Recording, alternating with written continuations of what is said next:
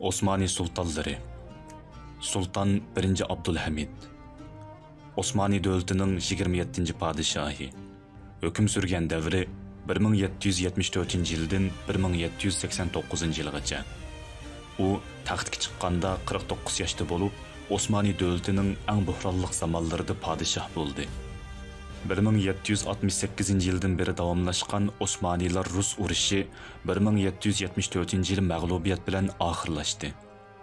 İkki davlat o'rtasida kichik Arshan kelishimnomasi imzolandi.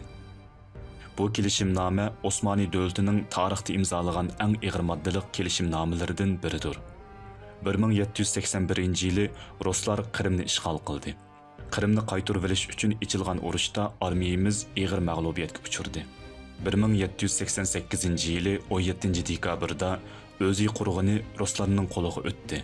Ruslar 25 ming kishini qatl qildi. Bu xabarni anglagan podshohning o'ng tarafi palaj bo'lib qoldi. 1789 yili 7 aprel kechi vafot topdi. Sultan Abdülhamid harbiy islohotga ko'ngil bo'ldi. Armiyaga ofitser tarbiyalash uchun harbiy qurilish maktablari ochildi. Yevropadan harbiy mutaxassislar taklif qildi. Qabrisi bog'cha eshikdagi o'zi soldirgan maqbarada. الصديق فخرا وابن عفان البع أرسلان والفاتح عثمان وابنتا شفين والغازي سليمان اسأل الروح